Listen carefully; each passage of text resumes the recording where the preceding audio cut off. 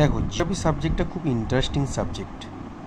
Coffee, তো coffee তোমরা প্রতিদিন খাও কম বেশি কেউ।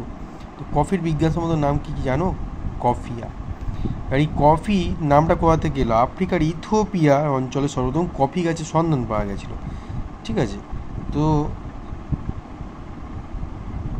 কোন অঞ্চলে? কাফা অঞ্চলে। তো সেখান থেকে কফির নাম এসছে। তো কফিকে কয়ভাবে ভাগ করা যাচ্ছে দেখো, অ্যারাবিকা কফি বা আরবীয় কফি, তারপরে দেখো রোবাস্টা কফি, আর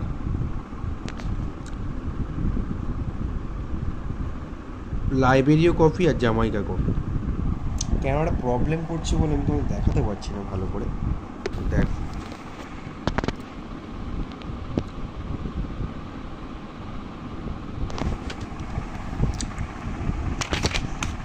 আরও একটা কোশ্চেন পড়ে যে কাকে কফির পাত্র বলা হয়? ব্রাজিলকে কফির পাত্র বলা হয়।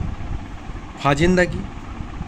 ব্রাজিলে কফি বাগিচা আয়তনে খুব বড় হয়, এগুলোকে ফাজেন্দা বলে, মানে যেখানে কফি বাগানগুলো খুব বড় ব্রাজিলে, তো তাকে বলা হয় ফাজেন্দা। তাহলে কফিকে আমরা 4 ভাগে ভাগ করতে পারলাম।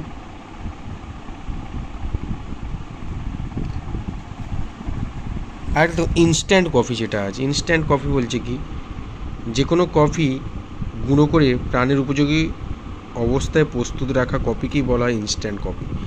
মানে কফি বীজ, এরকম কফি বীজ হয়, তো সেটাকে গুঁড়ো করে আমরা যে যখন কফি খাও দেখবে গুঁড়ো করা কফি পাওয়া যায়, সেই গুঁড়ো করা কফিকেই বলা হচ্ছে ইনস্ট্যান্ট কফি।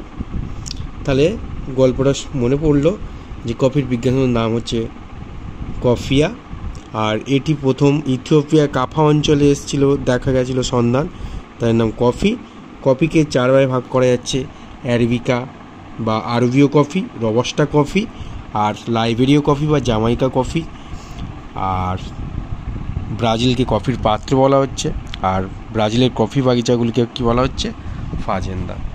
তো দেখে নাও, তো তোমাদের দেখাচ্ছি।